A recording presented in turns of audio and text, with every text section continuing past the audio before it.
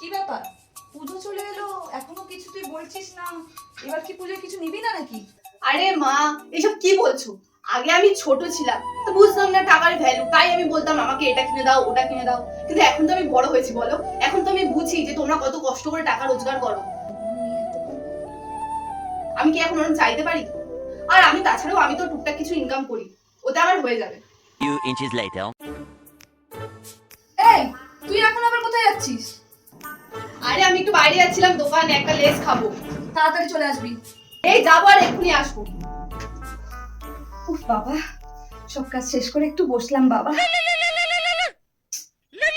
একটু বসবো তারও কোনো সময় নেই, আবার ফোন চলে এলো, মেয়েটা ফোনটাও নিয়ে যায় না। হ্যালো, কে? আমি আপনার বাড়ির সামনে আছি, আসুন। কোন ছেলে আবার বাইরে দাঁড়িয়ে আছে? দেখাচ্ছি মজা। তুমি ওখানে দাঁড়াও, আমি এক্ষুনি যাচ্ছি।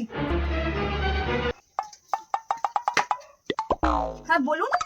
এই নিন আপনার পার্সেলগুলো নিন। পার্সেল? কই, আমি তো কিছু অর্ডার দিইনি। এটা রিঙ্কি হাজারির নামে পার্সেল আছে। কি? পেমেন্ট করে দিয়ে গেছে? না না, পেমেন্ট করা নেই, ক্যাশ অন ডেলিভারি। কত টাকা? 5,000। 5,000 টাকা? 5,000 টাকার কি জিনিস নিয়েছে? আচ্ছা শুনুন, আমার কাছে এখন এত টাকা ক্যাশ নেই, আমি অনলাইন করে দেব। অনলাইন করে দিন। দেখে নিন, পাঠিয়ে দিয়েছি। ও আসলাম, হ্যাঁ। ও ম্যাডাম, আমি যখন এখানে আসছিলাম আর একটা ডেলিভারি বয় এদিকে আসছে, মনে হয় আপনার বাড়িতেই আসছে বড় বড় পার্সেল নিয়ে। রেডি থাকুন। আমার ছোট লোক আজকে আসুক, আজকে ওরা একদিন কি আমার একদিন।